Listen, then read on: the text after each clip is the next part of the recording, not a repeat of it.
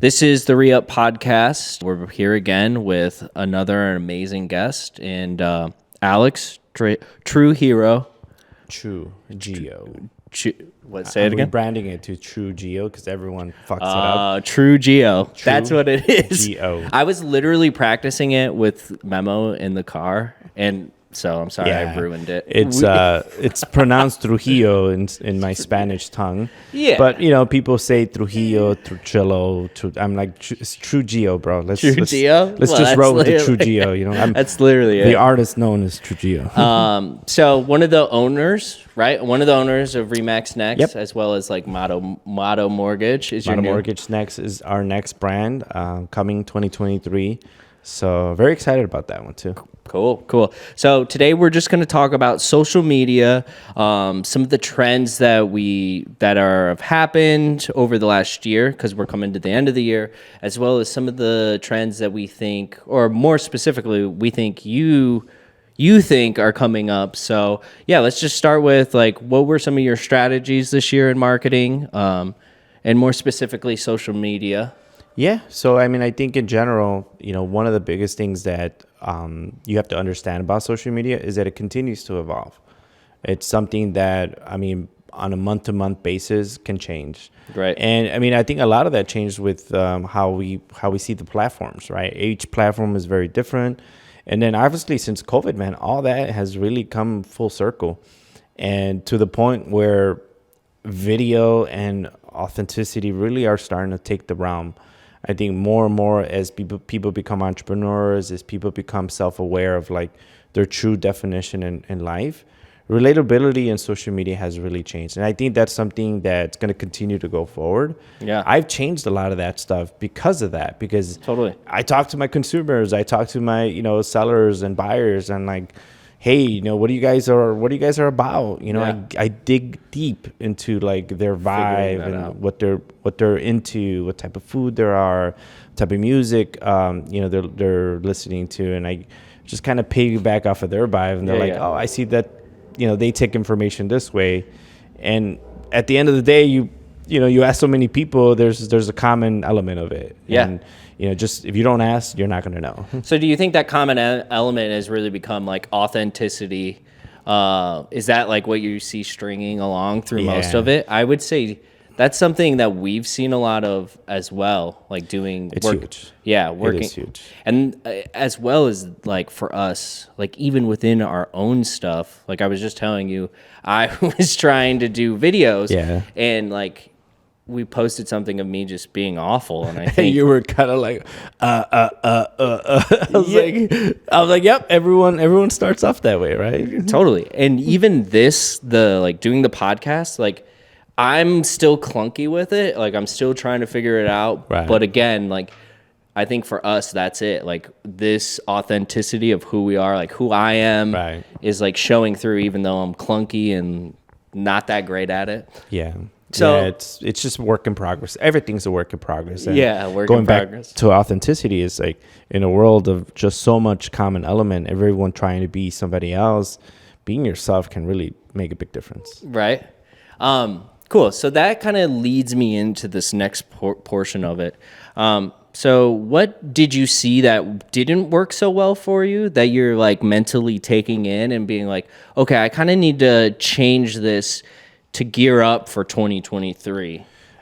Two things actually. Not being consistent enough, because I'm very huge with social media, and I was in the beginning, and I think one of the mistakes that I did was not being able to understand the algorithm, because as you know, this year the algorithms have changed completely, Yeah. right? Yeah. Where I was kind of still stuck in the past, thinking like I could do a very broad content, I could do more info content, and video really kind of took off, and it to a point where like I was really slow to adapt to it. Where Totally. I was like, oh no, just because it's me or my content is saucy that it's gonna pick up the wave, but in reality it wasn't. And it being naive to think that the old school ways are gonna work, Yeah. was not. So really adapting to it and really being more vocal, more intentional with the type of marketing that I was doing.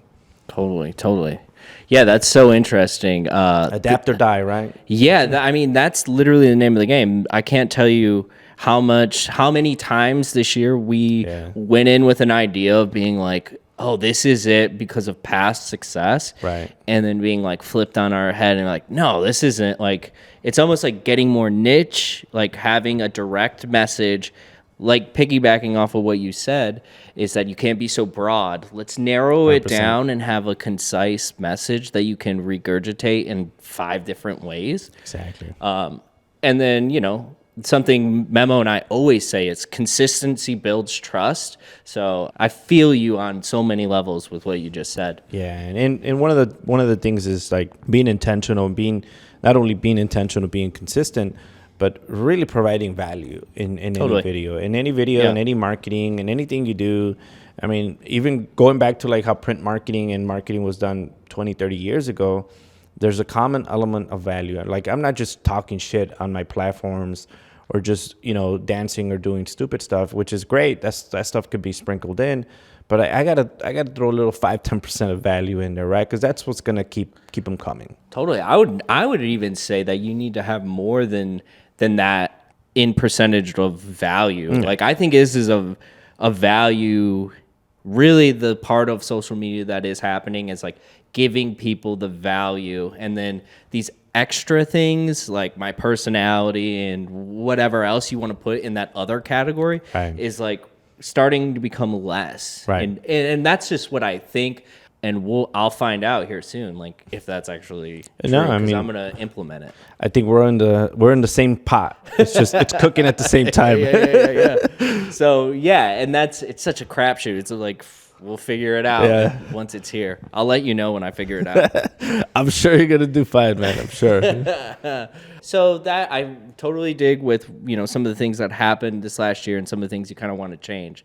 What are you aiming to do this year in 2023 coming up? Obviously, it sounded like being more consistent. Right. But what other things? Are there like more of a tactical thing you might be thinking of? Yeah, actually, it's a little project that I've been thinking about quite a bit of time, and I actually talked to one of your colleagues about it, and kind of offering a little different perspective to my social media platform. I mean, because everyone already knows that I sell real estate in Chicago. I grew up in a little village. Everyone kind of knows that backstory and the value and what I'm willing to provide for my consumers and so on. But I've learned a lot in my whole tenure, and I've spoken to a lot of people. I've had some really intense conversations that maybe I shouldn't have had with certain people. People tend to open up. Yeah. And there's so much wisdom and perspective that I've gravitated over the last 8 to 10 years that I felt like, oh man, people need to hear this crazy story. People need to hear this perspective. So this year, actually, a lot of that intentional kind of dialogue, intentional kind of one-on-one perspective of anything from like business to personal life to being a man, fatherhood, and so on, is something I really want to kind of showcase this year. And like you said, see how the audience reacts to it. But I really want to kind of turn the coin on that and then piggyback it to what I'm doing now, basically. Cool. Yeah, that sounds really interesting. Okay, awesome. Yeah, I love that to hear that. Like, just and again, it's going to be a thing we just harped on it's authenticity. Yeah, it's true, and it's I saw a quote earlier today at a restaurant on the wall, and it said, everyone has a cool story. Some of us just tell it better. Totally. And Oh I was my like, God, yeah. oh man, that's pretty cool. All right, that's 2023. Let's tell our best version of our story, right? Dude, that's so good. Like, well, I'm awful at telling stories, so I love that. that like, not at least with my words, but man, okay, yeah, totally. I mess with that so much. So I guess kind of wrapping this up, because this is a short and sweet podcast. What are some things that you would tell your younger self about maybe using marketing in this way, or other like younger people in the industry, like that are coming up and might not have the extra cash flow to use, to have like a big budget like this, like we have here? I mean, I think being familiar with the idea of marketing and what it could do for you. I mean, Robert, at the end of the day, like if it's a business, right? Like if we are our own entities, we're our own brand, and if we don't allow ourselves to let everyone know how we do our business, how we do it well, and what makes us different, if you're not understanding how to showcase that down to your iPhone level, down to the cheapest way to just market yourself, which is your own mouth, then you won't understand this. And I think one of the biggest things is being aware that marketing does work, that what is actually working for not just our industry, but for the world and the way that business is being marketed nowadays. You have to be able to educate yourself now. The sooner, the better, to really understand how you can level up the best and efficient way possible. Because by the time you realize it, because you're kind of stuck in your way, or maybe you don't have the funds, there's so many different ways you can really start. And eventually you're going to reach to the point where you could have a bigger budget, you could have a production company do it, but educating yourself on the ways to do it cost effectively is the best way possible. Because without that and having that awareness, you're going to be so lost, and everyone is going to be just ahead of the curve. Yeah, totally. Yeah, I couldn't agree more with that. Is if you don't start now, you're going to be that much further behind. Huge. And in today, like, you can't go without, in my opinion, you have to be in front of the camera, because if not, the size of people you can reach. I always say, like, if you had 15 people in one room, that's a lot of people just listening to your messages. Yeah. So, like, if 15 people like your video or whatever, that means 15 people saw that, and maybe it's 20. But I always go back and think about it like, oh, someone's in the room with me. Yeah. And I just think that's what makes video so important, and why any agent at any level needs to be doing it. Yeah, I mean, if you could reach so much, you could do so much, you could reach thousands and thousands of views. In reality, like, it's so easy to do nowadays, but we're so stupid in thinking like, oh yeah, it's always going to be there. It's always going to be, we never take advantage of it because it's so accessible to us. Where if you look at, the successful person 30 years ago, they would kill to have this opportunity. They would kill to have this technology, because they're like, oh my God, like, that's crazy. I could do all that. No longer do I need to, really work hard at it, Right. Well, yeah. If people 30 years ago could have this amount of reach, they'd be like, what do you mean? Why aren't you successful? Why aren't you doing it? Yeah. Or, not successful, but why aren't you making money? Exactly. Like, you're hilarious. So with social media and the future of it, where do you see social media being as like a lead generator for you in real estate? I mean, I think we are going to be eventually seeing a little bit of shift on how social media is being portrayed, because now, obviously it's a whole connection, right? It's a whole farm of like, hey, I know that person. This person does this. I love what they do. I'm going to follow them. I'm going to connect with them. But I think what it's eventually going to get to is a lot of these huge influencers and huge masses I feel like they should be focusing in, or going to be focusing in, on really hosting little networking events and hosting little bubbles within themselves where they can create business or referral exchange or a business opportunity within the top 10 or 20 of their followers, of top 20 of them helping each other out. Do you think that then, as like a customer, you're going to see, or like, potential client of yours, do you think they're going to potentially at some point be like, I'm only going to work with an agent that has a specific following? Or like, I mean, more of like a numbers count, or like they are obviously into social media, like I'm only going to go with them? Like 100%. Because as the next generation of buyer and seller evolves, right, we're going into Gen Zs, and then the next generation, they're going to be super hyper focused on their online presence. Totally. On not only just being an average agent or an average business owner, whatever the case may be, but like, what is this? How powerful is this network? What does this network mean, and what it could do for me as the buyer or seller. Yeah. Not just in helping me sell my place, but in future potential opportunity. I think those nucleus of networks is the wave of the future. I'm so glad you said that, because that's something that me and Memo talk about so much. I know I kind of like softballed it to you, but we think that we're kind of thinking alike. Yeah. Who would have thought? But that it's going to come down to, in the next coming years, where your following is going to dictate on some level how well you're doing. Oh, yeah. And that's going to keep you in that top whatever 10% of realtors making money. It's the content, it's the amount of followers, it's just the substance of what you're going to be as your business, as like how healthy it is. 100%. Yeah, I think that is, just even thinking back on like maybe 5 or 6 years ago, it's crazy to think how quickly, again, to what we were even talking about initially, how quickly that changes, and like the new generation of people and what they want and what they see as value comes in. Oh yeah. And it's like, whoa.